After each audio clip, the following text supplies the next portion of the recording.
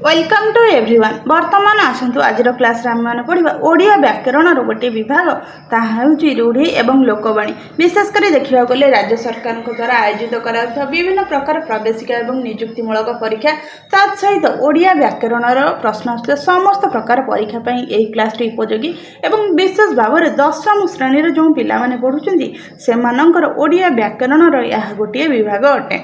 बर्तमान सुधा यदि channel T subscribe करना प्रथम सब्सक्राइब कर नियंतु।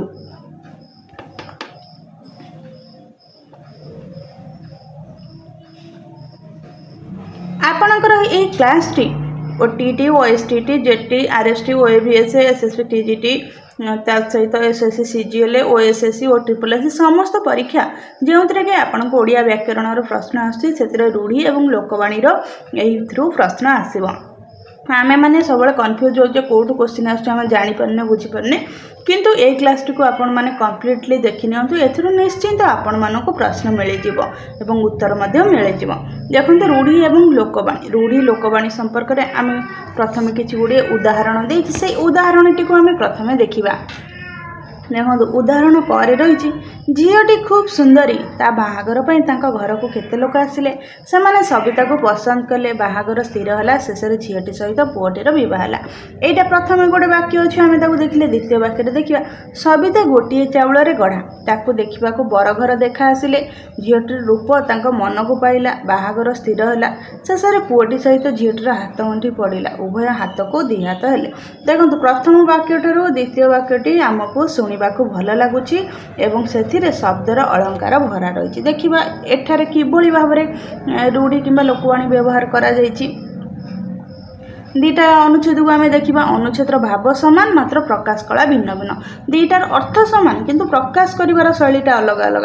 प्रथम दृष्टांत ठारू द्वितीय दृष्टांतटी अधिक सुंदर और बोधगम्य लगुच। अर्थात जो प्रथम शब्द जो वाक्य पढ़िले झीटर बह है घर को पुओ घर देखे आसिले द्वितीय आम पढ़िले जो सबिता गोटे चाउल गढ़ा तो से द्वितीयटी आमको अधिक शुणा भल लगुच एवं सहित बुझा पड़ुछि भलसे।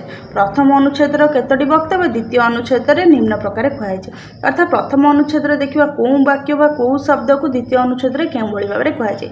खूब सुंदरी द्वितीय अनुच्छेद कहुई गोटे चाउल गढ़ा पसंद कले मन को पाइला बाहागर है हाथ गंठी पड़ा बाहा हेले हाथ को दी हाथ हेले। अर्थात देखो शब्द अलग किंतु अर्थ सामान किंतु अर्थ सुंदर शुणा जाउछि कोथिरे शब्द सुंदर शुणा जाउछि कोथिरे द्वितीय वाक्य रे शुणा जाउछि। तो एई भली भाव में आमर जो रूढ़ी थाए अर्थ सामान थाए किंतु विभिन्न अन्य प्रकार अलंकार युक्त शब्द को ग्रहण करी तार अर्थ प्रकाश करा जाय थाए। देखिबा गोटे चाउल गढ़ा अर्थ होउछि सुंदरी सुंदर। तो ये आम जानथिबा दरकार जे जो गोटे चाउल गढ़ा शब्दटी व्यवहार कराइछि ताहा सबठार बहुत सुंदर शब्द पाइकी यहाँ को व्यवहार करा जाइछि। गोटे चाउल गढ़ा देखो ये केवल गोटे पद चाउल पद गढ़ा पद ये गोटे गोटे पदर अर्थ सुंदरी नुहे सुंदरी कि सुंदर नुहे किंतु तीनटा तल शब्द मिसिब जमी गोटे चाउल गढ़ा यार अर्थ होउछि सुंदरी बा सुंदर। तेणुक यही लोकवाणी रूढ़ीर संज्ञा कौन देखा। रूढ़ीर संज्ञा कौन शब्द निजस्व अर्थ छाड़ी अन्य शब्द सहित मिसी स्वतंत्र अर्थ प्रकाश कले यहाँ को रूढ़ी कहुए। तो क्या रूढ़ी कहुए जदि कौन अर्थ निजर अर्थ छाड़ी अन्य शब्द संगे मिसिक गोटे स्वतंत्र अर्थ प्रकाश कर कौन कहू आम रूढ़ी बोली कहवा। ये आम जानिले धातुर शब्द गढ़ा हुए गोटे शब्द अन्य शब्द गढ़ा हुए। शब्द तीन प्रकार शब्द केते प्रकार अच्छी शब्द तीन प्रकार गोटे हूँ रूढ़ गोटे यौगिक गोटे जोग रूढ़। तो ये देखो आमर ओडिया व्याकरण आमर मूल भित्तिभूमि आमर अष्टम नवम दशम श्रेणीर व्याकरण बही रही किंतु आमे से क्लीयर न होइकरी आमे केवल अन्यान्य बही पाई धाउछे आमे कहूचे अन्यान्य बही रे पढ़िले आमको आसीबो किंतु नाई देखंतु एइथिरे ही आमर सबुठरू भल भाव में ओडिया व्याकरण को आमे बुझी पारिबा एवं एइथिरे ओडिया व्याकरण आमे संपूर्ण भाव में क्लीयर हेइ पारिबा। देखिबा रूढ़ शब्द तीन शब्द केते प्रकार अच्छी शब्द तीन प्रकार कौन कौन रूढ़ शब्द यौगिक शब्द तत्सहित जोग रूढ़ शब्द। रूढ़ शब्द कौन देखा जो शब्द प्रकृति प्रत्ययगत अर्थ प्रकाश न करी भिन्न अर्थ प्रकाश करे ताहा रूढ़ शब्द यथा क्षत क्षत हूँ कौन क्यों शब्दर गठन देखा त्रयुक्त अक्षेत्र क्षेत्र शब्दर प्रत्ययगत अर्थ हूँ जे क्षतु त्राण करे मात्र यार साधारण अर्थ जाति विशेष से घटयुक्त घट घट धातुर अर्थ चेष्टा करवा मात्र घट शब्दर अर्थ पात्र तो ये गोटे शब्द गठन दृष्टि अर्थ है गोटे किंतु मिसी जावा पर ये प्रकाश पाइला अन्य अर्थ तो ताहाकू कौन कहुँ रूढ़ शब्द कहुँ रूढ़ी बी रूह माइनस ती आर संधि विच्छेद होउछि एटा आपण मन रखिए रूढ़ी रूढ़ी माइनस बी रूह माइनस ती प्रसिद्धि उत्पत्ति व्युत्पत्ति बहिर्भूत अर्थ प्रकाशर शक्ति रूढ़ी प्रयोग देखा रूढ़ी प्रयोग कौन भली भाव होती तो आपण मैंने जानिले गोटे अलग अर्थ प्रकाश करें देखा तो कौन कि भाव में रूढ़ी प्रयोग निम्नलिखित पद समष्टि खंडवाक्य को देखिए अंधार को टेका पकाइबा अंधार को जब आम टेका पकाउे आम कौन देखिपुछे कि अंधार टेका पकड़े कौटी पड़ुछि कौन होछि ख वाक्य अच्छी अरण्य रोदन प्रथम खंडवाक्य क खंडवाक्यर अर्थ नुह जे कौन से अंधार स्थान को टेका पकड़ा तो ये तार अर्थ नुह गोटे अंधार स्थान को टेका पकड़ यार अर्थ कौन यार अर्थ हूँ कौन विषय स्पष्ट ज्ञान बा धारणा अर्जन न करी केवल अनुमान को भित्ति करी कौन कार्य करवा भावगत साम्य जहाँ था ना कहीं एठार अंधार को टेका पकाइबा ए तीनटा एक शब्द मिशिଛି शब्द से आविधानिक व व्युत्पत्तिगत अर्थ को त्याग करी अलग एक रूढ़ अर्थ को व्यक्त कर तो अंधार कहले अर्थ अलग टेका कहले अर्थ अलग पकाइबा हूँ अर्थ अलग कि तीनटा एक शब्द निजर उत्पत्तिगत अर्थ को त्याग करी आ गोटे नुआ अर्थ प्रकाश कर तो यहीटा कौन यहीटा हूँ गोटे रूढ़ अर्थ प्रकाश कर तो यहाँ गोटे रूढ़ी अटे से अरण्य रोदन खंडवाक्यटी अरण्य और रोदनर व्युत्पत्तिगत अर्थ को त्याग करी वृथा प्रयास अर्थ को व्यक्त कर अर्थात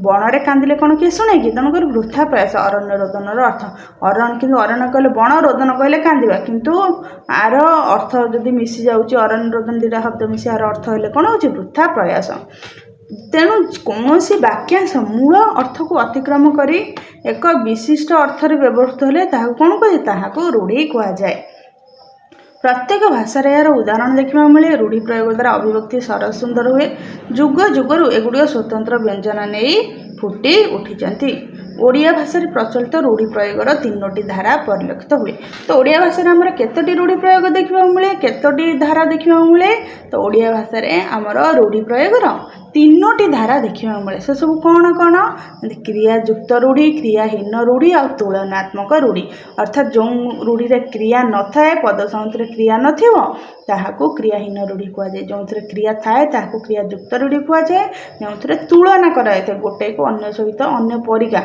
जमीक राम साम परिका देखा तुलना कर तुलनात्मक रूढ़ी बोली कहुए जमी पद सहित उपमावाचक शब्दर व्यवहार देखा जाए तो बर्तमान आम मैंने देखा ये जो रूढ़ी रही क्रियाहीन रूढ़ीर केते गुड़े उदाहरण देखा तो ये संपूर्ण वाक्य जो रही वाक्य मुझे को पढ़ूना किंतु रूढ़ी गुड़िक बुझाई दूसरी आपण बही देखिकी आपण वाक्य गुड़ी पढ़ी ने ना तो ये भिडियो आप वाक्य पढ़ी ने किंतु मु रूढ़ी बुझाई दूसरी देखा बर्तमान केते गुड़िए क्रियाहीन रूढ़ी कौन देखा अंधर लौड़ी असहायर सहाय अर्थात कौन कार्य हो ना कार्य होना तेणुक यह गोटे क्रियाहीन अंधर लौड़ी असहायर सहाय श्रवण कुमार वृद्ध पितामाता अंधर लौड़ी थिले अंध बुझामणा अन्याय विचार ए तो अंध बुझामणा रीति मनीष को जब मनीष छुईला केउ बाटे जीव जाति अरण्य रोदन यार अर्थ होची निष्फल प्रार्थना बा वृथा प्रार्थना रावण निकट में सीतांकर आकुलता अरण्य रोदन में परिणत होता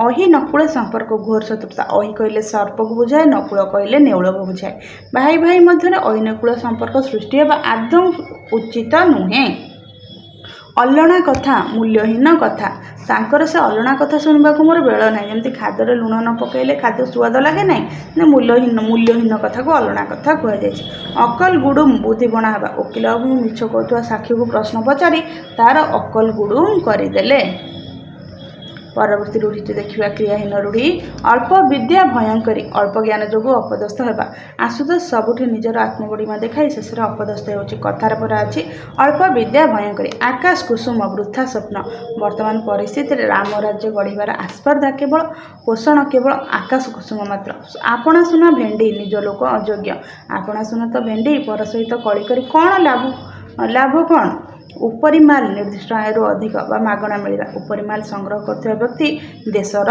कलंक। उपर ठाउरिया गभीरतार अभाव बा सारवत्तार अभाव सब बेले एमती उपर ठाउरिया कथा कहना किसी घटना ठीक भाव में न बुझी उपर ठाउरिया मंतव्य देवा उचित नुहे। एघर माउसी से घर पिउसी एपट सेपट छिद्र कही जे सबुठारे भले हुए चंपा नानी कथा को मोटे विश्वास करे ना से पूरा एघर माउसी से घर पिउसी एक घरिकिया सामाजिक बासंद जन को एक घरिकिया कर रखिया मानविक अधिकार संपूर्ण उल्लंघन। ओलियारू गजा जन्मरू चतुर बा सियाणिया से तो ओलियारू गजा ताको शिखाइबा कौन कर छड़ा दायित्व न नेबा समूह कार्य कर छड़ा देवा ठीक नुहे।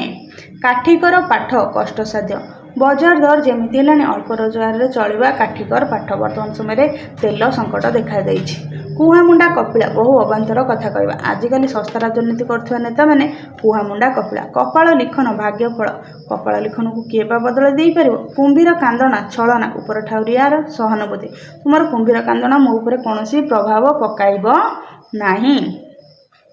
कूप मंडूक अर्थात कूଅ भीतर थिबा जो बेंग थाए से कूओटा को संपूर्ण दुनिया बोली भाई था किंतु कूओ बाहर बहुत बड़ पृथ्वी बहुत बड़ दुनिया रही है तेणुकर कूप मंडूकर अर्थ हूँ संकुचित परिवेश बढ़िया विजय तो गोटे कूप मंडूक ताकू देश विदेश खबर पचार ना खत गदारे पद्म प्रतिकूल परिस्थिति प्रतिभार स्फुरण अर्थात खत गदारे पंक गदारे पद्म जमी फुटी था रेढ़ा कलर कंध परिवार जन्म होते भी कवि भीम होते खत गदारे पद्म सदृश गोटे चाउल गढ़ा अति सुंदर पिलाटीर रूप बाहुनिबा किसी ना से पूरा गोटे चाउल गढ़ा गोठ खंडिया असामाजिक व्यक्ति गोष्ठी अलग गोठ खंडिया लोक अनेक असुविधार पड़े गोबर गणेश निर्बोध मूर्ख एगुड़ आप डायरेक्ट मन रखिदेवे 2-4 थर पढ़ीदेला आपंकर भलसे मन रही एबे भी समाज साधारण हिसाब किताब जान ना अनेक गोबर गणेश अच्छा घर ढिंकी कुंभीर निज लोक शत्रु भाई पतनर कारण घर ढिंकी कुंभीर हेले तो क्या दोष देवे घर बुड़ी पानी आंठुए अवस्था असंभाल होगा विपद उपरे विपद देशर करज एते हेलाणी जे घर बुड़ी पानी आंठुए तथापि नेता मान राजकीय अयस्क मुनि घोषा बलद किसी न बुझी मुखस्थ कर घोषा बलद हो लाभ कौन पाठ टिके बुझा चेष्टा कर छुंची माछी परीक्षा परख तन तन कर देखा सब कथा एमती छुंची माछी परीक्षा कले चलबनी छका पंझा उभय पक्षर सतर्क भाव जंगल मध्य गतकाली पुलिस चोरों मध्य छका पंझा चली जपामाली यार अर्थ हूँ अति प्रिय नाइटी अजाईकर जपामाली होती जीवन मूर्छा आप्राण उद्यम भारतीय हकी दल अंतर्जातीय स्तर में देशर गौरव रखापी जीवन मूर्छा संग्राम कर जोक मुहर लुण गर्व भांगा अहंकार भांगा जगह गाँ लोक डराउले पुलिस आसबार जोक मुहर लुण पर चुप रहिला। झाड़ बुहा धन कष्ट अर्जित धन अर्थात गोटे मनीष परिश्रम कले शरीर झाड़ बोही थाए ना झाड़ बुहा धन कष्ट अर्जित झाड़ बुहा धन मनीष को प्रकृत शांति दे झिमिटी खेल महाभारत पशा खेल ताकू झिमिटी खेल कहुए सामान्य घटनार विराट कांड और भयंकर परिस्थितिर सूत्रपात पिला कलू ए भयंकर परिस्थिति झिमिटी खेल महाभारत सृष्टि व्यतीत आउ कि नुहे डेंगा मुंडर ठेंगा समस्त दृष्टि थी व्यक्ति उपर विपदर मात्रा अधिक थाए ए अंचल जहाँ घटो समस्ते तोते दया करेंगे कारण डेंगा तोते दायी करेंगे कहीं जी आगू थाए दायी करे डेंगा मुंडर ठेंगा ढोल भितर मूषा शत्रु गुप्तर घरे लुचि रहा तू कौन गोपन रखीचु तो पुओ पर ढोल भितर मूषा तेलिया मुंडर तेल थिला वाला को अधिक साहाय्य करवा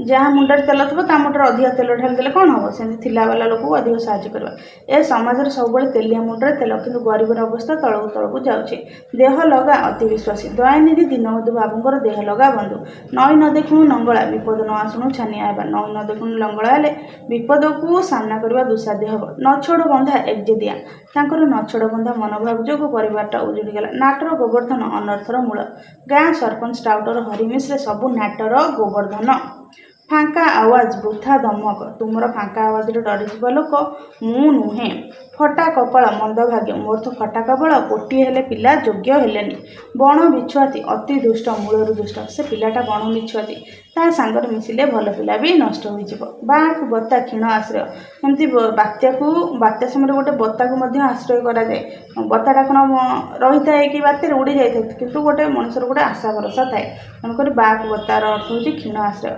महाबात्या अंचल मुंड गुंजा लोक मैंने या झाटी मात्र घर गुड़िक बाकू बत्ता परी बापाराण ढिंकीगिल बाध्य करवा अर्थात बापा राण पकईकरी कार्य करवा माने ढिंकीगिल कहवा बाध्य करवा ମୁଁ ତ ଏ କାମ କରିପାରିବିନି ବୋଲି ବାରମ୍ବାର କହିଲି। ମୋତେ ବାପରାଣ ଢିଙ୍କି ଗିଳି କଥା କହୁଛ କାହିଁକି? ବାହାଘର ବେଳେ ବାଇଗଣ ରୁଆ ଆଗରୁ ପ୍ରସ୍ତୁତ ନ ହୋଇ ଶେଷ ମୁହୂର୍ତ୍ତରେ କାର୍ଯ୍ୟ ଆରମ୍ଭ କରିବା। ପରୀକ୍ଷା ବେଳେ ବହି କିଣା, ବାହାଘର ବେଳେ ବାଇଗଣ ରୁଆ ସହିତ ସମାନ। ଅର୍ଥାତ୍ ସାଡ଼େ ବାହାଘର ହେଉଥିବ, ବାଇଗଣ ଗଛ ଆଡ଼େ ଲଗେଇବ, ଗଛ ହେବ, ଫଳ ଫଳିବ, ତାକୁ ନେଇ ରୋଷେଇ କରିବ। ତେଣୁ ତାହାକୁ କୁହାଯାଏ ଆଗରୁ ପ୍ରସ୍ତୁତ ନ ହୋଇ ଶେଷ ମୁହୂର୍ତ୍ତରେ କାର୍ଯ୍ୟ ଆରମ୍ଭ କରିବା। ବାଘ ଘରେ ମିରିଗ ନାଟ। ମୁରବୀଙ୍କ ଅନୁପସ୍ଥିତିରେ ବିଶୃଙ୍ଖଳା ସୃଷ୍ଟି କରିବା। ଘରେ ବାପ ନଥିବାରୁ ମୁନା ଘରକୁ ପକାଉଛି ଉଠାଉଛି।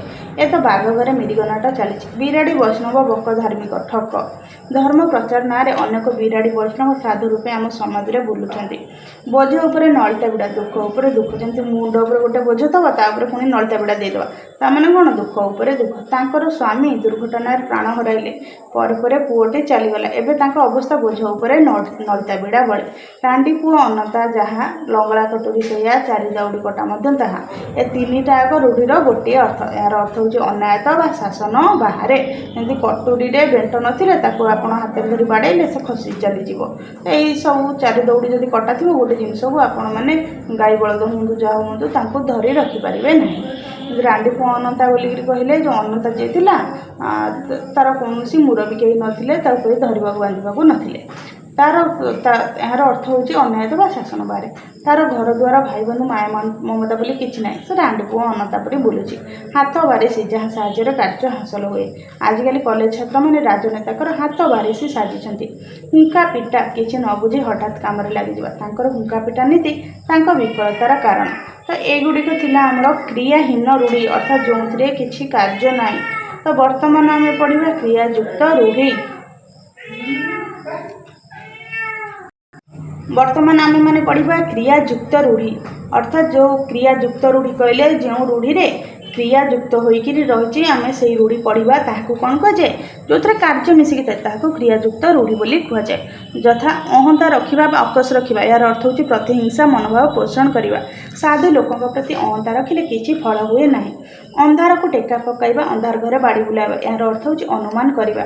ପ୍ରକୃତ ପାଠ ନ ଜାଣି ଅନ୍ଧାରକୁ ଟେକା ପକାଇବା ଭଳି ଉତ୍ତର ଦେବାରୁ ଶିକ୍ଷକ ଧୀରେନ୍ଦ୍ର ଉପରେ ରାଗିଲେ। ଆଖି ରଖିବା, ଲକ୍ଷ୍ୟ ରଖିବା ବା ଯତ୍ନ ନେବା। ଜାତୀୟ ସ୍ୱାର୍ଥକୁ ଆଖି ଆଗରେ ରଖି ଆମକୁ କର୍ତ୍ତବ୍ୟ ସମ୍ପାଦନ କରିବାକୁ ହେବ। ଆଖି ଦେବା, ଦୃଷ୍ଟି ପକାଇବା, ବିଷ ଦୃଷ୍ଟିରେ ଦେଖିବା ବା ଲୋଭ କରିବା। ପରଦ୍ରବ୍ୟ ପ୍ରତି ଆଖି ଦେବା, ଦୃଷ୍ଟି ପକାଇବା ଠିକ୍ ନୁହେଁ। ଆଖି ପକାଇବା, ଲୋଲୁପ ଦୃଷ୍ଟି ପକାଇବା। ଚୋର ସେ ଘରଟି ଉପରେ ଆଖି ପକାଇଲାଣି, ଅର୍ଥାତ୍ ତାର ନଜର ରହିଲାଣି, ସେ ଘରୁ ସେ ଚୋରି କରିବ। କିଛି ଜିନିଷ ଉପରେ ଲକ୍ଷ୍ୟ ରଖିବା ବା ସେଠୁ କିଛି ହଡ଼ପ କରିବାର ଉଦ୍ଦେଶ୍ୟ ତାର ରହିଲାଣି। ଆଖି ବୁଲାଇବା, ମୋଟାମୋଟି ଦେଖିବା। ସାହିତ୍ୟ ପରୀକ୍ଷାକୁ ଯିବା ପୂର୍ବରୁ ବ୍ୟାକରଣ ବହି ଉପରେ ଟିକିଏ ଆଖି ବୁଲାଇ ଦେବା ଉଚିତ। ଆଖି ବୁଜିବା, ମୃତ୍ୟୁବରଣ କରିବା। ବାପ ଆଖି ବୁଜିବାର ମାସ 2ଟା ହୋଇନି, ପୁଅମାନେ ଭିନ୍ନ ହୋଇଗଲେ। ଆଖି କି ପାଇବା, ପସନ୍ଦ କରିବା। ବାପ ଆଣିଥିବା ଜିନିଷ ଗୋପାଳର ଆଖି କି ପାଇଲାନି। ଆଖି ପାଇବା, କଳନା କରିବା ବା ଚାଲାକ ହେବା। ନିର୍ମଳର ତ ଆଖି ପାଇଲାଣି, ଏକୁଟିଆ ତାକୁ କଟକ ଯିବାକୁ ମନା କରୁଛ କାହିଁକି? ଆଖିରେ ଧୂଳି ଦେବା, ଠକିଦେବା। କୃତଘ୍ନ ଲୋକ କେଉଁ ମୁହୂର୍ତ୍ତରେ ଆଖିରେ ଧୂଳି ଦେଇଦେବ ଠିକ୍ ନାହିଁ।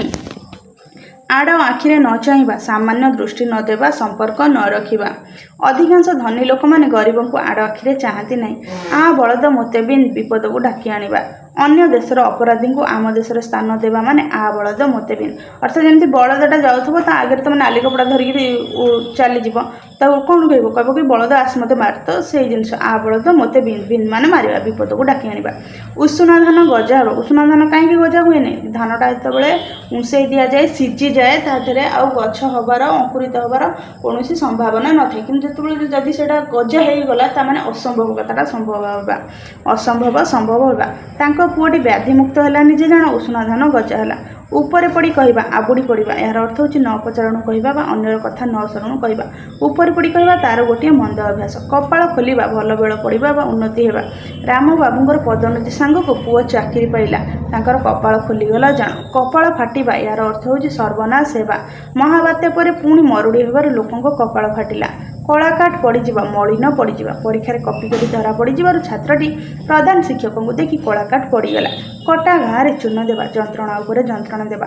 ହରିଆ ଦୋଷ ନ କରି ଜରିମାନା ଦେଲା, ପୁଣି ତାକୁ ବାସନ୍ଦ କଲେ कटा घारे चून देवा भाई हम अर्थात आपंकर गोटे खंडिया घा हो जब चून कि लुण या कटा घारे चून देवा कि कटा घारे लुण देवा बोलिक कहुए लुण कि चून देदेवा ताहा अधिक कष्ट हे ना नहीं तेणुकर कहुए कटा घारे चून देवा अर्थात जंत्रणा उपर जंत्रणा देवा कला कना बुलाइबा सर्वस्वर लुटि नेवा सर्वनाश करवा चोर मैंने गत रातिर जमीदार घर समस्त जिनिस लुटि नहीं कला कना बुलाई देइछन्ति काम हाथ देवा यार अर्थ होची कार्य आरंभ करवा बुद्धिमान लोक कौन कम हाथ देवा पूर्व से विषय में टिकिनिकी बुझी था कान हाथ देवा आश्चर्य होगा डाहा मिछ कथा गुड़िक शुणी मु कान हाथ देली काठ हो जड़ पलटि जा कातर जड़ पलटि जा काठ हो जड़ पलटि जा यार अर्थ होची कातर होगा पुत्रर मृत्यु जनित दुसंवाद पाइबा पर माँ क्षणकाल काठ पलटि गले कुहुड़ी पहरवा वृथा परिश्रम वृथा प्रयास कर अर्थात कुहुड़ी कौन पहरा जाए कि पानी में पहरा जाए तुमको जब जन कुहुड़ी पहरा चेष्टा कर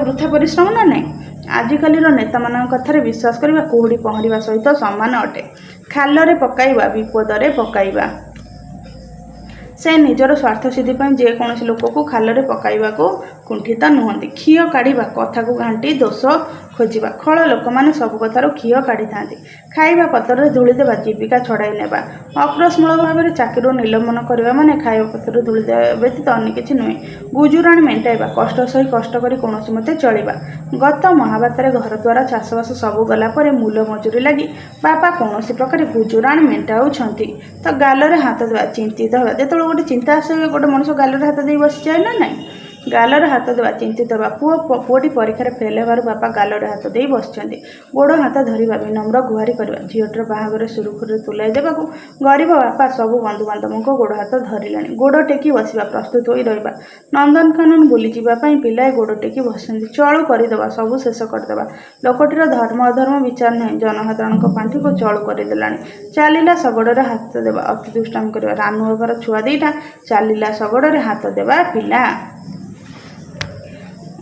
चिता काटिबा ठकिबा चिता काटिबार अर्थ होची ठकिबा अनेक भंड साधु अच्छा जो मैंने कि धर्म नाम लोक चिता काटुं ना करवा सुनाम अर्जन करवा धर्मपद भली देशर ना करवा प्रत्येक छात्र छात्री लक्ष्य होगा उचित ना रखा जश रखा विदेश को पढ़ाई गला बेले बापा कहले तू आम वंशर ना रखू एतिकी मोर कामना नाक छिंचाड़ा विरक्त होगा सब कथार नाक छिंचाड़ा प्रकृति को कहीं पसंद करती ना अर्थात गोटे लोक तो नाक छिंचाड़ी पड़े तार कौन से विरक्त है ना नहीं नाक टेकिबा घृणा करवा ये गोटे कार्य होगी तेणुक गुड़िक सब क्रियायुक्त रूढ़ी रोगी सेवा कला बेले नाक टेकिबा उचित नुहे नाकेदम करवा अथय करवा जरुआ देहर सर्कस देखा जीव बोली पिलाटा कांदी कांदी नाकेदम कला पिठिरे पड़ा साहा होगा जिते कहले भी पाठ पढ़ुन फेल हेले कहीं पिठिरे पड़ेनि फसर फाटिबा व्यर्थ होगा गोटे बोली पुअर उच्च शिक्षापी बापा केते कौन योजना करते कि पुअटे मैट्रिक परीक्षार फेल होवर तांकर सब योजना फसर फाटिले फटई हवा गोटे कथा को बारंबार पचार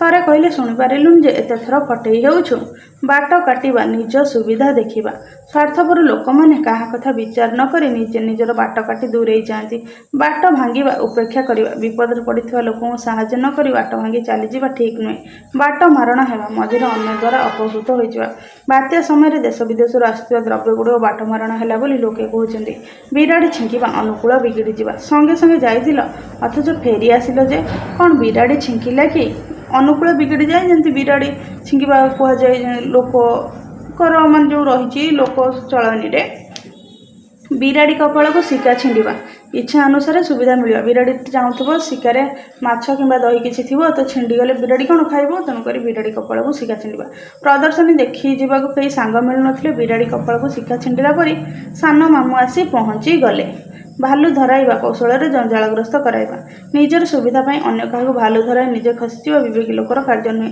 भूत खाइबा अन्य हाथ पड़ा मृत्यु पर कृपण लोकर संचित धन भूत खाती महरगर जाई कांतार पड़ा सामान्य विपदरू जाई बड़ विपद पड़ा बन्या भयर नदीकूल छाड़ी अन्यत्र घर कर रही जे सेठी सब वर्ष मरुड़ी महरगर जाई कांतार पड़ा सार है चिता काटिबा अन्य को ठकिबा भद्र वेश धरी अनेक लोक अच्छा जो मैंने कि साधारण लोक नाना भाव में चिता काटुंट छाती की पत्थर करवा धैर्य धरवा विपद बेले अधीर हेले चलो ना छाती की पत्थर कर विपदर मुकाबिला करने पड़ो छाई न माड़ा सबू संपर्क छिन्न करवा परिवार अलग है बड़ भाई सान भाई छाई माड़ुनी ଛାତି ଫୁଲେଇ ଚାଲିବା, ଗର୍ବ ଦେଖାଇବା। ସ୍ୱାଧୀନତା ପରେ ଭାରତବାସୀ ବିଶ୍ୱ ଦରବାରରେ ଛାତି ଫୁଲାଇ ଚାଲିବାକୁ ସମର୍ଥ ହେଲେ। ଜିରାରୁ ଶିରା କାଢ଼ିବା, ଅଯଥା ଦୋଷ ଦେଖାଇବା। ଖଳ ଲୋକମାନେ ଜିରାରୁ ଶିରା କାଢ଼ି ନିଜର ବାହାଦୁରି ଦେଖାନ୍ତି। ଝିଣ୍ଟିକା ମାରି ବଣି ପଶିବା, ଦୁର୍ବଳକୁ ମାରି ସବଳକୁ ସାହାଯ୍ୟ କରିବା। ଝିଣ୍ଟିକା ମାରି ବଣି ପଶିଲେ ଆସନ୍ତା ଥରକୁ ଭୋଟ ପାଇବ ତ? ଠାସ୍କୁ ମାରିବା, ଅନୁମାନ କରି କହିବା। ତୁମର ପ୍ରକୃତ ଜ୍ଞାନ ନାହିଁ, ତୁମେ ଖାଲି ଠାସ୍କୁ ମାରୁଛ। ତଳେ ପକାଇବା, ଅମାନ୍ୟ କରିବା। ସଦ୍ଗୁରୁଙ୍କ ବଚନକୁ କୌଣସି ସତ୍ ଶିଷ୍ୟ କେବେ ତଳେ ପକାଏ ନାହିଁ। ତିଳକୁ ତାଳ କରିବା, ଛୋଟ କଥାକୁ ବଡ଼ କରିବା। ଦୁଷ୍ଟ ଲୋକମାନେ ତିଳକୁ ତାଳ କରି କଳହ କରିଥାନ୍ତି। ଦାଉ ସାଧିବା, ପ୍ରତିଶୋଧ ନେବା। କାହା ଉପରେ ବିପଦ ପଡ଼ିଥିବା ବେଳେ ସୁଯୋଗ ନେଇ ଦାଉ ସାଧିବା ଭଲ ନୁହେଁ। ମନ ଘର ଧରିବା, ଅସୁବିଧାରେ ପଡ଼ି ସଚେତନ ହେବା। ଘର କେମିତି ଚଳୁଛି ବୁଝି ନଥିଲା, ବାପା ମଲା ପରେ ଏବେ ତା ମନ ପୁରା ଘର ଧରିଗଲାଣି। ମାଛିକି ମ ମର ନ କହିବା, ଖୁବ୍ ନିରୀହ। ପ୍ରକୃତ ଗଣ୍ଡଗୋଳକାରୀମାନେ ଖସିଗଲେ। ଯିଏ ମାଛିକି ମ ନ କହିବା ଲୋକ, ତାକୁ ପୋଲିସ ଗିରଫ କରିନେଲା। ମୁହଁ ବଢ଼ାଇବା, ସୁବିଧା ଦେବା। ବାପା ମା ଗେଲା କରି ଅନେକ ସମୟରେ ପିଲାଙ୍କ ମୁହଁ ବଢ଼ାଇ ଦିଅନ୍ତି, କିନ୍ତୁ ପରେ ଅନୁତାପ କରନ୍ତି। ମୁହଁ ଦେବା, ପ୍ରଶ୍ରୟ ଦେବା। ଛୋଟ ପିଲାକୁ ଏତେ ମୁହଁ ଦେବା ଠିକ୍ ନୁହେଁ। ମୁଣ୍ଡ ଝାଳ ତୁଣ୍ଡରେ ମାରିବା, କଠିନ ପରିଶ୍ରମ କରି ପେଟ ପୋଷିବା। ଭଲ ଘର ଖଣ୍ଡେ କରିବ ବୋଲି ମୁଣ୍ଡ ଝାଳ ତୁଣ୍ଡରେ ମାରି ସେ ଯାହା କିଛି ସଞ୍ଚୟ କରିଥିଲା ସବୁତକ ଚୋର ନେଇଗଲେ। ମୁଣ୍ଡକୁ ତେନ୍ତୁଳିଆ ବିଛା କାମୁଡ଼ିବା, ଭୀଷଣ ଚିନ୍ତାରେ ପଡ଼ିଯିବା। ଝିଅ ବାହାଘର ନାଁ ଧରୁ ନଥିଲେ, ଏବେ ଝିଅର ବୟସ ଗଡ଼ିଯିବାରୁ ତାଙ୍କ ମୁଣ୍ଡକୁ ତେନ୍ତୁଳିଆ ବିଛା କାମୁଡ଼ିଲାଣି। ରକ୍ତ ଚାଉଳ ଚୋବାଇବା, ରାଗ ଜର୍ଜରିତ ହେବା। ବିଚାରରେ ଦୋଷୀ ସାବ୍ୟସ୍ତ ହେବାରୁ ସମସ୍ତଙ୍କ ଉପରେ ଖାଲି ସେ ରକ୍ତ ଚାଉଳ ଚୋବାଉଛି। ସୁଅ ମୁହଁରେ ଯିବା ବା ପଡ଼ିବା, ବୃଥାର ଧନ ଦୌଲତ ଉଜାଡ଼ି ଦେବା। ପୁଅ ଅଯୋଗ୍ୟ ହେଲେ ବାପର ସବୁ ଧନ ସୁଅ ମୁହଁରେ ଯାଏ। ହାତ ଧରିବା, ବିବାହ କରିବା ବା ନେହୁରାଇବା। ଗୁଣୀ ପୁରୁଷର ହାତ ଧରିବାକୁ ସବୁ ଝିଅ ଇଚ୍ଛା କରନ୍ତି। ମୁଁ ଆପଣଙ୍କ ହାତ ଧରୁଛି, ମୋତେ ଏଇଥର କ୍ଷମା କରିଦିଅନ୍ତୁ। ହାତ କରିବା, କୌଶଳରେ ଆୟତ୍ତ କରିବା। ହାତ କରିବାର ଅର୍ଥ ହେଉଛି କ'ଣ? କୌଶଳରେ ଆୟତ୍ତ କରିବା। ଅନ୍ୟ ପକ୍ଷର ସାକ୍ଷୀମାନଙ୍କୁ ହାତ କରି ସେ ମକଦ୍ଦମା ଜିତିଗଲେ। ହାତରେ ନ ମାରି ଭାତରେ ମାରିବା, କୌଶଳରେ ଜୀବିକା ବା ବୃତ୍ତିରୁ ଉଚ୍ଛେଦ କରିବା। ଶ୍ରମିକମାନଙ୍କୁ ହାତରେ ନ ମାରି ଭାତରେ ମାରିବା ନୀତି ଯୋଗୁଁ ତାଙ୍କ କାରଖାନାରେ ସବୁବେଳେ ଧର୍ମଘଟ ଲାଗି ରହିଛି। ତ ଏହା ଥିଲା ଆପଣମାନଙ୍କର କ୍ରିୟାଯୁକ୍ତ ରୂଢ଼ି ଏବଂ ତା ପୂର୍ବରୁ ଆମେ ପଢ଼ିଲେ କ୍ରିୟାହୀନ ରୂଢ଼ି। ବର୍ତ୍ତମାନ ଆମେ ପଢ଼ିବା କେତେଗୁଡ଼ିଏ ତୁଳନାତ୍ମକ ରୂଢ଼ି। ଏଣ୍ଡୁଅ ପରି ମୁଣ୍ଡ ଟୁଙ୍ଗାରିବା। ଏଣ୍ଡୁଅ ଯେମିତି ତୁଳନା କଲେ ଗୋଟାଏ ଆଉ ଗୋଟେ ସହିତ ତୁଳନା କରାଯାଏ, ଏମିତି ଉପମାବାଚକ ଶବ୍ଦ, ଯେମିତି ତାପରି। ଏଣ୍ଡୁଅଟା କ'ଣ ସବୁବେଳେ ମୁଣ୍ଡ ଟୁଙ୍ଗାରି ଥାଏ ନା ନାହିଁ? ତେଣୁକରି ଏଣ୍ଡୁଅ ପରି ମୁଣ୍ଡ ଟୁଙ୍ଗାରିବା। ସେ କିଛି ବୁଝୁ ନ ବୁଝୁ ସବୁବେଳେ ଏଣ୍ଡୁଅ ପରି ମୁଣ୍ଡ ଟୁଙ୍ଗାରି ଥାଏ। କୁକୁର ପରି ଧାଇଁବା, ଟଙ୍କା କେଇଟା ଲୋଭରେ ସେ କୁକୁର ପରି ଧାଉଁଛି। ଖୁଣ୍ଟଟା ପରି ଠିଆ ହେବା, ବସିବାକୁ କହିଲେ ନ ବସି ଖୁଣ୍ଟଟା ପରି ଠିଆ ହୋଇ ରହିଲୁ କାହିଁକି? ଗଡ଼ ପରି ପଡ଼ିବା, ଢିଙ୍କି ପରି ପଡ଼ିବା। ଲୋକଟା ଗଡ଼ ପରି ପଡ଼ିଛି, ପଦେ ବି ଜବାବ ନାହିଁ। ଛୁଞ୍ଚି ପରି ମୁହଁ କରିବା, ସବୁବେଳେ ଛୁଞ୍ଚି ପରି ମୁହଁ କଲେ କିଏ ତୋତେ ଭଲ ପାଇବ? ଜୋକ ପରି ଲାଗିବା। ଯେଉଁମାନେ କର୍ମଠ ସେମାନେ କାମରେ ସର୍ବଦା ଜୋକ ପରି ଲାଗିଥାନ୍ତି। ପେଡ଼ି ପରି ମୁହଁ କରିବା ବା ପେଡ଼ି ପରି ମୁହଁ ଫୁଲାଇବା। ସତ କଥା କହିଦେବାରୁ ସେ ପେଡ଼ି ପରି ମୁହଁ ଫୁଲାଇ ବସିଛି। ପବନ ପରି ଧାଇଁବା, କିଏ ବିପଦରେ ପଡ଼ିଛି ଶୁଣିଲେ ତାକୁ ସାହାଯ୍ୟ କରିବା ପାଇଁ ସେ ପବନ ପରି ଧାଇଁ ଯାଆନ୍ତି। ପ୍ରସାଦ ପରି ପାଇଦେବା, ପଡ଼ୋଶୀ ଘରୁ ଆସିଥିବା ତରକାରୀକୁ ସେ ପ୍ରସାଦ ପରି ପାଇଦେଲା। ବରଡ଼ା ପତ୍ର ପରି ଥରିବା, ପିଲାଟାର ମିଛ କଥା ଜଣା ପଡ଼ିଯିବାରୁ ବାପାଙ୍କ ଆଗରେ ସେ ବରଡ଼ା ପତ୍ର ପରି ଥରୁଛି। ସାପ ପରି ଫଁ ଫଁ ହେବା, ସାମାନ୍ୟ କଥାରେ ରାଗିଯାଇ ସେ ସାପ ପରି ଫଁ ଫଁ ହୁଅନ୍ତି। ସିଂହ ପରି ଯୁଝିବା, ବାଳକ ଅଭିମନ୍ୟୁ ସପ୍ତରଥିଙ୍କ ସହିତ ସିଂହ ପରି ଯୁଝିଥିଲେ। ଶୁଆ ପରି ଘୋଷିବା, ଗୀତଟି ତା ମନକୁ ଏମିତି ପାଇଛି ଯେ ଦିନ ରାତି ଶୁଆ ପରି ଘୋଷି ହେଉଛି। ତ ଏହା ଥିଲା ତୁଳନାତ୍ମକ ରୂଢ଼ି। ବର୍ତ୍ତମାନ ଆମେ ଦେଖିବା କେତେଗୁଡ଼ିଏ ଲୋକବାଣୀ। ହଁ, ଏହା ହେଉଛି ଆମର କେତେଗୁଡ଼ିଏ ଲୋକବାଣୀ। ଲୋକବାଣୀ କହିଲେ ଲୋକଙ୍କ ତୁଣ୍ଡରୁ ମୁଖରୁ ଯାହା ବାହାରିଥାଏ, କାଳକ୍ରମ ଅନୁସାରେ ତା ସ୍ମୃତି ଅନୁସାରେ ଚାଲି ଆସିଥାଏ, ତାହାକୁ ଆମେ ଲୋକବାଣୀ ବୋଲିକିରି କହିଥାଉ। ତ ଏଇ ଲୋକବାଣୀ କେତେଗୁଡ଼ିଏ ରହିଛି ଆମେ ବର୍ତ୍ତମାନ ପଢ଼ିବା। ଯେମିତି କଖାରୁ ବଡ଼ି ଉପରେ ପଡ଼ି, କଖାରୁ ଚୋରକୁ ମୁଣ୍ଡ କାଟ, କଜଳପାତିଆ ଭଲ ଲୋକ ବା ଭଦ୍ରଲୋକ, ସରକୁ ପଡ଼ିଲା ଟୋକାଟେ ତା ମୁଣ୍ଡରେ ଠେକାଟେ। ଏହାର ଅର୍ଥ କ'ଣ ଆମେ ବର୍ତ୍ତମାନ ବୁଝିବା। ଦୁଇ ଜଣଙ୍କ ଭିତରେ କିଛି ଆଲୋଚନା ହେଉଛି, ତୃତୀୟ ଲୋକଟା ସେଠି ପହଞ୍ଚିଗଲା। ଗୋଟେ ଲୋକ ଆଉ ଗୋଟେ ଲୋକ ଆଲୋଚନା, କିଛି ଗୋଟେ କଥାବାର୍ତ୍ତା ଆଲୋଚନା କରୁଛନ୍ତି। ଗୋଟେ 3 ନମ୍ବର ଗୋଟେ ଲୋକ ଆସିଲା, ସେ ମୂଳ କଥାଭାଷା ବିଷୟରେ କିଛି ଜାଣିନି, କିନ୍ତୁ ସେ ଆସି ଗୋଟେ ମନ୍ତବ୍ୟ ଦେଇଦେଲା। ସେତେବେଳେ ସେ କ'ଣ କହେ? ଉକ୍ତିଟି କଖାରୁ ବଡ଼ି ଉପରେ ପଡ଼ି। ସେଇଭଳି କେହି ଜଣେ ଛୋଟ ଦୋଷଟେ କରିଛି, କିନ୍ତୁ ତା ପାଇଁ କଠୋର ଦଣ୍ଡର ବ୍ୟବସ୍ଥା ହୋଇଛି। ସେଇଠୁ ଜନ୍ମ ନେଲା ଦ୍ୱିତୀୟ ବାଣୀ, ଅର୍ଥାତ୍ କଖାରୁ ଚୋରକୁ ମୁଣ୍ଡ କାଟ। କେଉଁଠି 2 ଜଣଙ୍କ ଝଗଡ଼ାରେ ମଧ୍ୟସ୍ଥି କଲେ ଆଉ ଜଣେ ତୃତୀୟ ବ୍ୟକ୍ତି, ସେ ନିରୀହ, ଅଥଚ ସେଇ ମଧ୍ୟସ୍ଥିଙ୍କ କ୍ଷତି ହେଲା। ସେଇଠୁରୁ ଗରବାଣୀ, ଅର୍ଥାତ୍ କଜଳପାତିଆ ଭଲ ଲୋକ ବା ଭଦ୍ର ଲୋକ, ଅର୍ଥାତ୍ କଜଳପାତିର ଯେମିତି କ୍ଷତି ହେଇଥିଲା, ସେ ଯେଉଁ ଲୋକବାଣୀଟି ଅଛି ସେଇଟା ମୁଁ ଆଉ ଗୋଟେ କ୍ଲାସ୍ରେ ଆପଣଙ୍କୁ ସମ୍ପୂର୍ଣ୍ଣ ଭାବରେ ସେ ଗପଟି କହିବି। ଡେଙ୍ଗା ତାଳ ଗଛକୁ ଆଖି ପାଉନାହିଁ, ମନେ ହେଉଛି ତାହା ଆକାଶକୁ ଛୁଇଁଛି। ପାଚିଲା ତାଳଟେ ଗଛରୁ ଖସି ପଡ଼ୁଛି, ତା ଉପରେ ଟୋପି ଏକ ଆବରଣ। ତାକୁ ଦେଖି ଭାବପ୍ରବଣ ଲୋକଟିଏ କହି ପକାଇଲା, ଆରେ ଟୋକାଟେ ଠେକାଟା ପିନ୍ଧି ଆକାଶରୁ ଖସି ପଡ଼ିଲା କି? ଏଉଠୁ ହୁଏତ ଘ ଲୋକବାଣୀଟି ଚଳି ଆସିଲା। ଯେମିତି ସ୍ୱର୍ଗକୁ ପଡ଼ିଲା ଟେକାଟେ, ତା ମୁଣ୍ଡରେ ଠେକାଟେ। ତ ଏଇ ରୂଢ଼ିଟା କ'ଣ ରହିଛି? ଆମର ଯେଉଁ ଲୋକବାଣୀ କହିଛି ରହିଛି କ'ଣ? ସ୍ୱର୍ଗକୁ ପଡ଼ିଲା ଟୋକାଟେ, ତା ମୁଣ୍ଡରେ ଠେକାଟେ। এইଭଳି ଏ କଥା କିଏ ପ୍ରଥମେ କହିଲା ଆମେ ଜାଣିନା, ମାତ୍ର ଏଗୁଡ଼ିକ ଆମ ଭାଷା ଓ ଚଳନର ଗୋଟେ ଗୋଟେ ଅଙ୍ଗ। ଲୋକମୁଖରେ ଯୁଗ ଯୁଗ ଧରି ଚଳି ଆସୁଥିବା ଏବଂ ବିଭିନ୍ନ ପରିସ୍ଥିତିରେ ପ୍ରୟୋଗ କରାଯାଉଥିବା ବିଶେଷ ଉକ୍ତିଗୁଡ଼ିକ ଲୋକବାଣୀ ବା ଲୋକୋକ୍ତି। ପ୍ରତ୍ୟେକ ଭାଷାରେ ଲୋକବାଣୀ ଅଛି। ଆମ ଭାଷାରେ ଏଗୁଡ଼ିକୁ ପ୍ରବାଦ ଆଉ ପ୍ରବଚନ ମଧ୍ୟ କୁହାଯାଏ। ପ୍ରବାଦ କୁହାଯାଏ, ପ୍ରବଚନ କୁହାଯାଏ, ଲୋକବାଣୀ କୁହାଯାଏ। କିନ୍ତୁ ଏ କଥା କିଏ କହିଛି, କେତେବେଳେ କହିଛି ଜଣା ନାହିଁ, କିନ୍ତୁ ଆବଶ୍ୟକ ସ୍ଥଳେ ଏ କଥାଗୁଡ଼ିକ ବ୍ୟବହାର କରାଯାଇଥାଏ। ଇଂରାଜୀରେ ଯେମିତି ଥାଏ ମାଇଟ୍ ଇଜ୍ ରାଇଟ୍, ଓଡ଼ିଆରେ ଏହାର ଅର୍ଥ ହେଉଛି ଜୋର ଯାର ମୁଲକ ତାର। ହିନ୍ଦୀରେ ନାଚ ନ ଜାଣେ ଆଙ୍ଗନ ତେଢ଼ା, ଓଡ଼ିଆରେ ଚାଲି ନ ଜାଣି ବାଟର ଦୋଷ। ଅର୍ଥାତ୍ ଯେମିତି ଇଂରାଜୀରେ ମାଇଟ୍ ଇଜ୍ ରାଇଟ୍ର ଅର୍ଥ ଯାହା, ଓଡ଼ିଆରେ ଜୋର ଯାର ମୁଲକ ତାର ସେଇଆ। ହିନ୍ଦୀରେ ଯେମିତି ନାଚ ନ ଜାଣେ ଆଙ୍ଗନ ତେଢ଼ା, ସେମିତି ଓଡ଼ିଆରେ ହେଉଛି ଚାଲି ନ ଜାଣି ବାଟର ଦୋଷ। ତ ସେଇଭଳି ଭାବରେ ଓଡ଼ିଆରେ ବହୁ ସଂଖ୍ୟାରେ ଲୋକବାଣୀ ରହିଛି। ତ ତା ଭିତରୁ କିଛି ଗୁଡ଼ିଏ ଲୋକବାଣୀ ତାର ଅର୍ଥ ସହିତ ଆମେ ବର୍ତ୍ତମାନ ଜାଣିବା। ଅକାଳେ ନିୟମ ନାସ୍ତି, ଏହାର ଅର୍ଥ ହେଉଛି ଅସୁବିଧା ସମୟରେ ନିୟମ ମାନି ଚଳିବା ସମ୍ଭବ ହୋଇନପାରେ। ଯେମିତି ଭଗବାନ ଶ୍ରୀକୃଷ୍ଣ ଅକାଳ ସମୟରେ ନିୟମ ନାସ୍ତି, ଆଉ ଭଗବାନ କ'ଣ କରିଥିଲେ? ସେ ଗଧପାଦ ମଧ୍ୟ ଧରିଥିଲେ। ଅତିଭକ୍ତି ଚୋରର ଲକ୍ଷଣ, କାର୍ଯ୍ୟ ହାସଲ ଉଦ୍ଦେଶ୍ୟ ରଖି ଉପରକୁ ବିନମ୍ର ଭାବ ଦେଖାଇବା। ଯେ ଚୋର ଥାଏ ସେ ଅତି ଭକ୍ତି ଦେଖେଇ ହେଉଥାଏ, ତାହାକୁ କୁହାଯାଏ ଅତିଭକ୍ତି ଚୋରର ଲକ୍ଷଣ। ଅଣ୍ଟି ଛୁରୀ ତଣ୍ଟି କାଟେ, ପ୍ରଥମେ ଆତ୍ମୀୟ ଲୋକ ଶତ୍ରୁତା ଆଚରଣ କରିବା। ଅଠା କାଠିରେ ପଡ଼ିବା, ଅସୁବିଧା ପରିସ୍ଥିତିର ସମ୍ମୁଖୀନ ହେବା। ଅନ୍ଧ ଦେଶକୁ ଗଲି ଦର୍ପଣ ବିକି, ମୂର୍ଖଙ୍କ ଆଗରେ ତତ୍ତ୍ୱକଥା କହିବା। ଅଳସୁଆର ବାରବାଟୀ ଚାଷ, ନିକମ ବା ଅଳସୁଆ ଲୋକର ବୃଥା ଆସ୍ଫାଳନ। ଅଧର୍ମବିତ ବଢ଼େ ବହୁତ, ଗଲାବେଳେ ଯାଏ ମୂଳ ସହିତ ପାପ ଅର୍ଜିତ ଧନ ସମୂଳ ନଷ୍ଟ ହୁଏ। ଅଦା ବେପାରୀର ଜାହାଜ ମୂଲ, ଅନଧିକାର ଚର୍ଚ୍ଚା। ଅର୍ଥାତ୍ ଯିଏ ଅଦା ବେପାରୀ 10 ଟଙ୍କାର ଅଦା ବେପାର କରୁଥିବ, କିନ୍ତୁ ସେ କୋଟି କୋଟି ଟଙ୍କାର ଜାହାଜର ବିଷୟରେ ମୂଲଚାଲ କରିବା, ତେଣୁକରି ଏହାକୁ କୁହାଯାଏ ଅନଧିକାର ଚର୍ଚ୍ଚା ବା ଅଦା ବେପାର ଜାହାଜ ମୂଲ। ଅତି ପରିଚୟ ଗୌରବ ନଷ୍ଟ, ଅଧିକ ସମ୍ପର୍କ ଓ ମିଳାମିଶାର ସମ୍ମାନ ହ୍ରାସ ପାଇଁ। ଅନ୍ଧ ଥରେ ବାଡ଼ି ଅଯାଏ, ଅଭିଜ୍ଞତାରୁ ସତର୍କ ହେବା ବା ଶିକ୍ଷା ଲାଭ କରିବା। ଅମୃତ ହାଣ୍ଡିରେ ବିଷ କଣି ଖାଏ, ସାମାନ୍ୟ ଖରାପ ଅନେକ ଭଲକୁ ନଷ୍ଟ କରେ। ଗୋଟେ ଅମୃତ ହାଣ୍ଡି ଥିବ, ତା ଦେହରେ ବିଷ ଠୋପାଏ ପକାଇଦେଲେ ମଧ୍ୟ ସେ ସମ୍ପୂର୍ଣ୍ଣ ଭାବରେ ନଷ୍ଟ ହେଇଯିବ। ଆଲସ୍ୟ ଆପଣା ମହତ ଆପେ ରଖି, ନିଜ ସମ୍ମାନ ନିଜ ହାତରେ। ଆଗତ ଚଢ଼େଇକି ବେସର ବଟା, ହାତକୁ ଜିନିଷ ଆସିବା ପୂର୍ବରୁ ଉପଯୋଗ ପାଇଁ ପ୍ରସ୍ତୁତି। ଆଲ୍ଲା ଦିଅନ୍ତି ତ ଛପର ଫାଡ଼ି ଦିଅନ୍ତି, ଈଶ୍ୱର ଦୟା କଲେ ଆଶାତୀତ ଫଳ ମିଳେ। ଆକାଶ କଇଁଆ ଚିଲିକା ମାଛ, ଅସମ୍ଭବ କଥା କଳ୍ପନା କରିବା। ଆପଣ ସିଂହରେ ଭୁଇଁ ତଡ଼ିବା, ନିଜ ସମର୍ଥ ହେବା। ଆଖୁ କିଆରିରେ ବସିବା, କୌଣସି କାର୍ଯ୍ୟ ଉତ୍ତମ ରୂପେ ନିର୍ଣ୍ଣୟ କରି ନ ପାରେ। ଆଖୁ କିଆରି ଭିତରେ ପଶିଗଲେ ବାଟ ପାଇବନି, ଖୋଜୁଥିବ ବସିକିରି।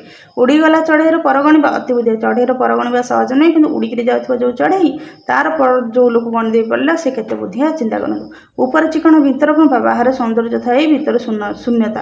ଅର୍ଥାତ୍ ମହାକାଳ ଫଳ ଦେଖିଛନ୍ତି ସମ୍ପୂର୍ଣ୍ଣ ନାଲି ଟହଟ, କିନ୍ତୁ ତା ଭିତରେ ପୁରା କଳା ଅଙ୍ଗାର ପରିକା ବାହାରେ। ଋଷି ଜଟା ଛିଣ୍ଡାଇବା, ଧୈର୍ଯ୍ୟବାନ ବ୍ୟକ୍ତି ଅତ୍ୟନ୍ତ କ୍ରୋଧ ପ୍ରକାଶ କରିବା। ଏକା ମାଘକେ ଶୀତ ଯାଏ ନାହିଁ, ଦୁର୍ଯୋଗ କେବଳ ଥରେ ଆସେ ନାହିଁ। ଏ ମନ ଖୋଜୁଥାଏ ଯାହା, କାଳେ ପ୍ରାପ୍ତ ହୁଏ ତାହା। ସମୟ ଅନୁଯାୟୀ ମନ ଅନୁସାରେ ଫଳ ମିଳିବା। ଓଟ ମୁହଁରେ ଜିରା, ଅଧିକ ଆଶା କରିଥିବା ବ୍ୟକ୍ତିକୁ ଅଳ୍ପ ମିଳିବା।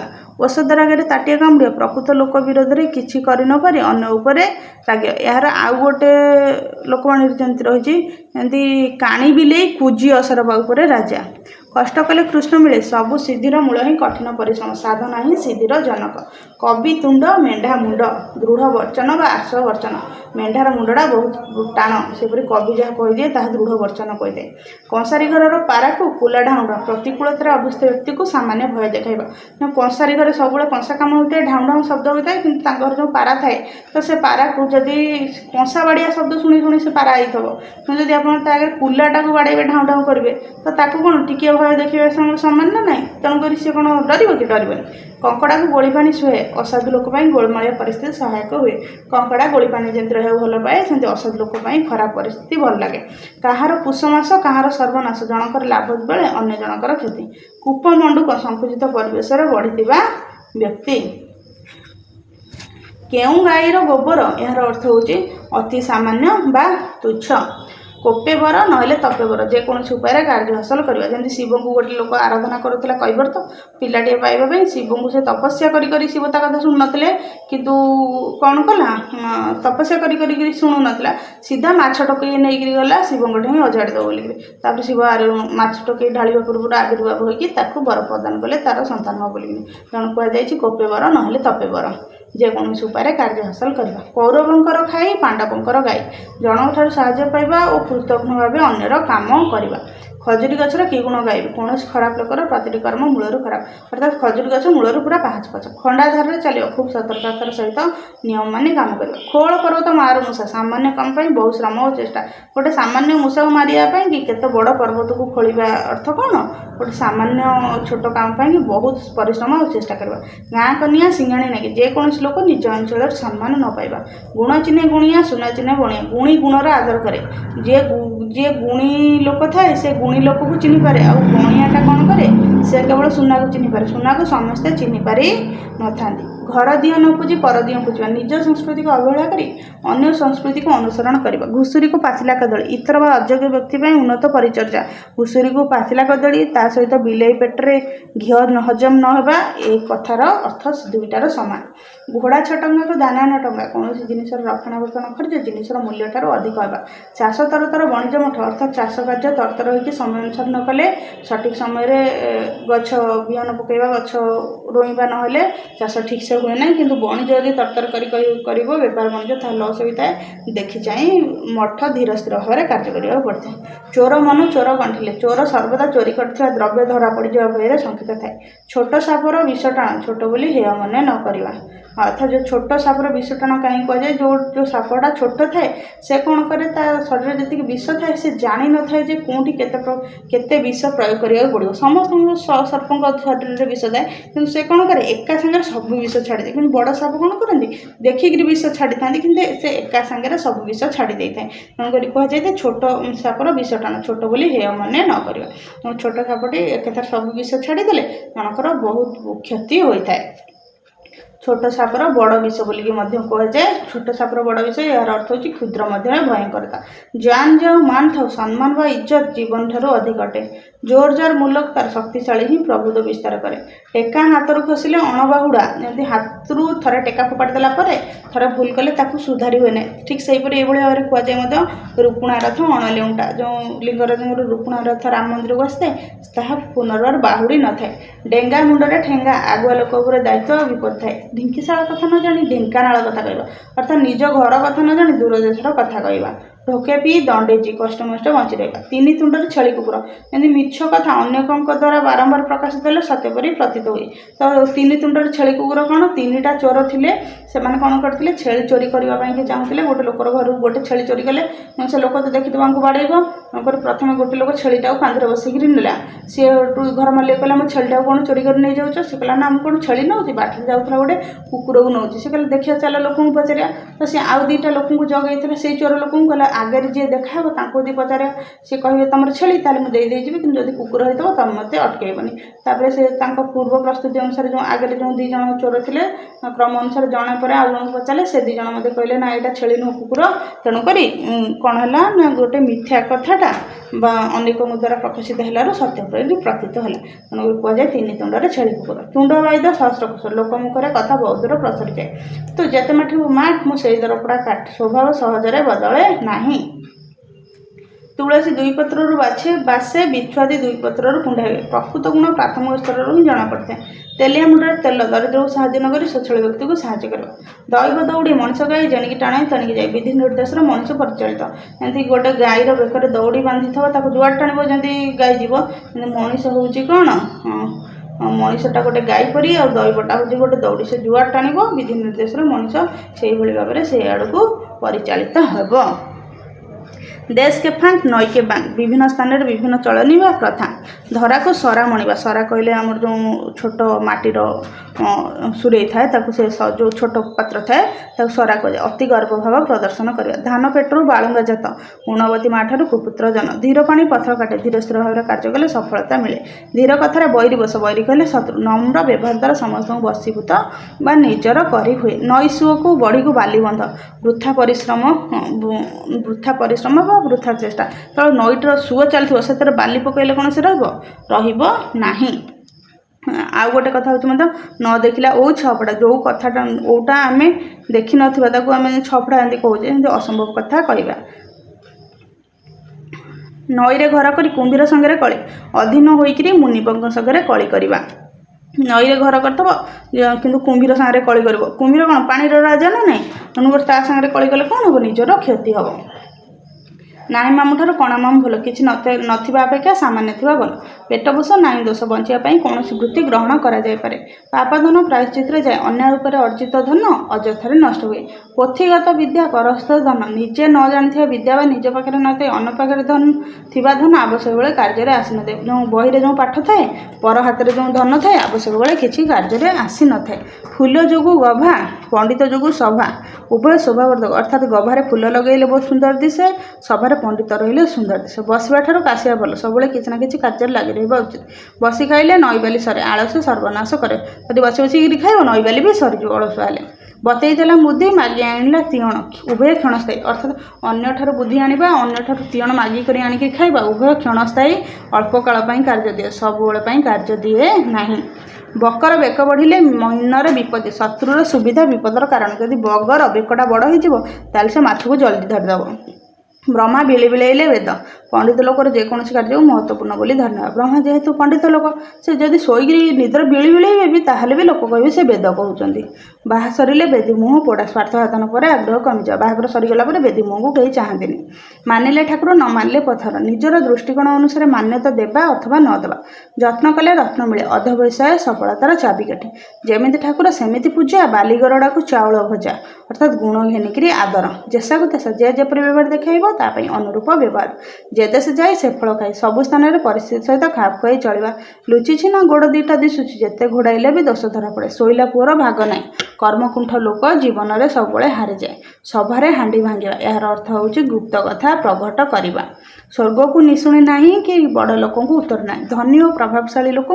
अनेक कथा कहुए ना सीधा आंगुठी घी बाहर ना सब कम सहज घी गोटे डबारे थी तो से डबारे आप आंगुठी सीधा घी बाहर करने बाहर ना आंगुठी गोटे बंका करने पड़ो तेणुक सब कम सहजरे हुए ना हाथे मापी चाखिंडे चाट सावधान हो कम करवा हलिला पानी रे गोड़ न देवा गंडगोल न बसवा हाथ अलस निश बंका अर्थात अलसुआ दुख पाए जदि हाथ में निशटा साइज न कराए निशटा बंका हो जाए तो यह आमर ओडिया व्याकरणर रूढ़ी एवं लोकवाणी केते गुडी रूढ़ी और लोकवाणी आम आलोचना कले विशेषकर देखा गले समस्त प्रकार परीक्षा यही ही प्रश्न आसे कंपलसरी तो तेणुक ये क्लास को आप भल भाव कंप्लीट करनी ए निश्चिंत आपको प्रश्न आसो वीडियो क्लास टी भल लगी वीडियो को लाइक करेंगे और चैनल टी को सब्सक्राइब करेंगे परवर्ती क्लास चैनल टी को सब्सक्राइब करनी।